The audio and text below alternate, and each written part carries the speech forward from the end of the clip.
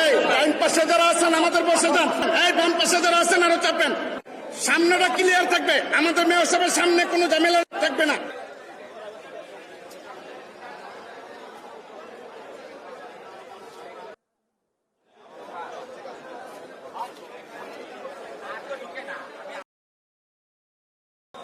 ঈদের আগে আমি এখানে সর্বশেষ বক্তৃতা করে গিয়েছিলাম এবং সেখানে স্পষ্ট কয়েকটি কথা বলে গিয়েছি যে আমাদের এই আন্দোলন চলমান থাকবে এবং বাংলাদেশের সর্বোচ্চ আদালতের 7 জন বিচারপতি, প্রধান বিচারপতি সহ 7 জন বিচারপতির নির্দেশক্রমে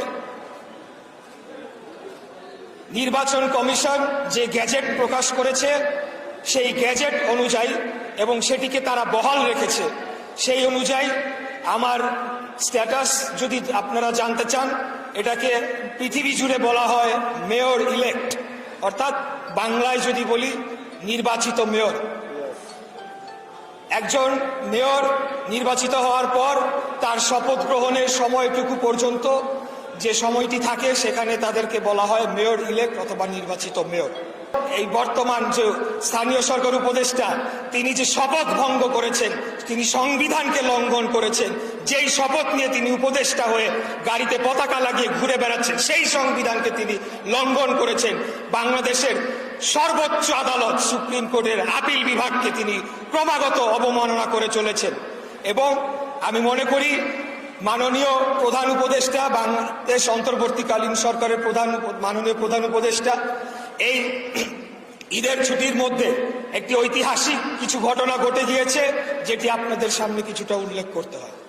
আপনারা জানেন যে আমাদের নেতা দেশনায়ক জনাব তারেক রহমানের সাথে একটি বৈঠক হয়েছে এবং এই বৈঠকের পরে কিন্তু বাংলাদেশের সর্বস্তরের জনগণের মধ্যে বৈঠকের ফলাফল যাই হোক না কেন, কিন্তু জনগণের মধ্যে একটা স্বস্তির আভাস, একটা স্বস্তির আমেজ কিন্তু বিরাজমান রয়েছে, এটা অস্বীকার করার কোনো উপায় নাই।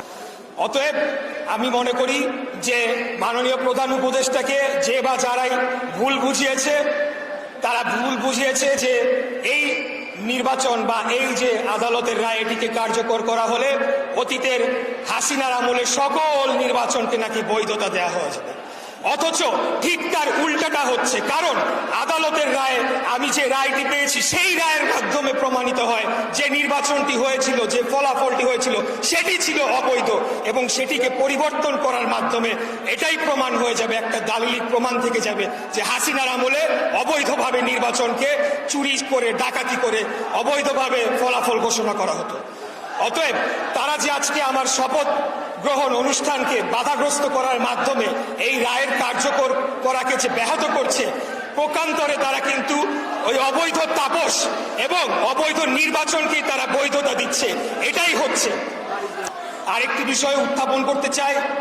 কয়েকদিন আগে আমাদের যিনি আইন উপদেষ্টা রয়েছেন, আমার অত্যন্ত শ্রদ্ধেয় ব্যক্তি, আমি ওনাকে শ্রদ্ধা করি, যখন বাংলাদেশে কথা বলার পরিবেশ ছিল না তখন তিনি তার জায়গা থেকে ক্রমাগত চেষ্টা করেছেন বাংলাদেশের গণতন্ত্র, স্বাধীনতা, সার্বভৌমত্বের পক্ষে কথা বলার জন্য।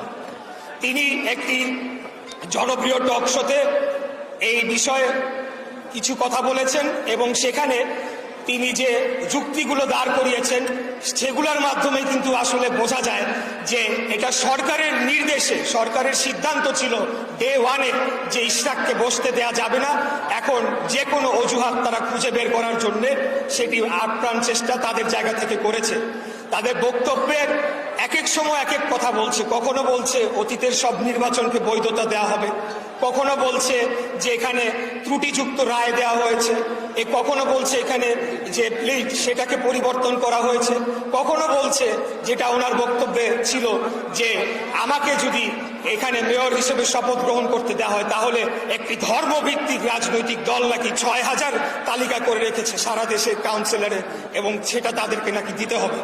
তো এই ধরনের কথা, কনফ্লিক্টিং কথার মাধ্যমে কিন্তু বোঝা যায় যে আসল কারণটি কিন্তু তারা বলতে চাচ্ছে না। আসল কারণটি হলো রাজনৈতিক কারণ, যেই কারণে আমাকে আজকে এই শপথ গ্রহণ অনুষ্ঠান না করার মাধ্যমে প্রকান্তরে আমি যেটা বলেছি যে উনি অবৈধ, হাসিনার আমলে তাপসের যে নির্বাচন সেটিকে তারা বৈধতা, তারা নির্বাচন কমিশনকেও বাইরে থেকে অবৈধভাবে প্রভাবিত করছে, তারা আদালতকেও তারা মানতে চাচ্ছে না, তারা সংবিধানকেও মানতে চাচ্ছে না, তারা কোনো কিছুই মানতে চাচ্ছে না। যখন প্রয়োজন হচ্ছে তারা বলছে যে তারা সংবিধান মানে না, অতীতের কিছু মানে না, আবার যখন প্রয়োজন হচ্ছে তখন তারা এই সংবিধানেরই দোহাই দিচ্ছে, এই সংবিধানেরই অজুহাত দিচ্ছে। কিন্তু এই যে আমার যে ঢাকা দক্ষিণ সিটি কর্পোরেশনের যে রায় এবং সেটিকে যে কার্যকর, পূর্ণাঙ্গভাবে কার্যকর করার জন্য যে বাধাগ্রস্ত করা হচ্ছে, এটার বিরুদ্ধে আমাদের যে আন্দোলন রয়েছে সেটি অবশ্যই অবশ্যই চলমান থাকবে। এখান থেকে ফিরে আসার কোনো সুযোগ নাই। ঠিক আছে দাঁড়া, আমি ঠিক আছে দাঁড়া। কিন্তু কোনোভাবেই সরকারকে কেন জানি বোঝানো যাচ্ছে না যে এই লড়াই আমরা হারার জন্য আসি নাই, এই লড়াই আমরা জেতার জন্য এসেছি। কারণ এখানে জনগণের ভোটে আমি সরাসরি নির্বাচিত হয়েছি, মানুষের গণতান্ত্রিক অধিকার রক্ষার জন্য আমরা লড়াই করছি।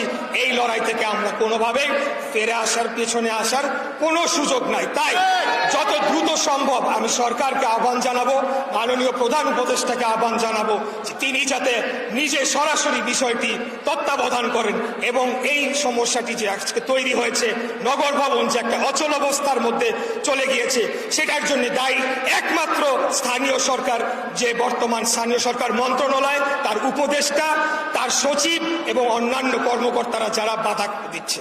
তাই আমি সরকারকে বলবো, এখানে আপনারা যদি মনে করে থাকেন যে দেখি না কি হয়, ওরা কয়দিন করে এমনি এমনি আন্দোলন থেমে যাবে, তাহলে আপনারা বোকার স্বর্গে বাস করছেন, অত্যন্ত ভুল জায়গায় আপনারা রয়েছেন। আমি আবারও আপনাদেরকে বিনীতভাবে অনুরোধ জানাবো যে নগরবাসীর দুর্ভোগের কথা চিন্তা করে হলো আপনারা দ্রুততম সময়ে এটা সুরাহা করেন। আমরাও চাই এটার একটা সুরাহা করে একটা যৌক্তিক পরিণতি এটার করতে।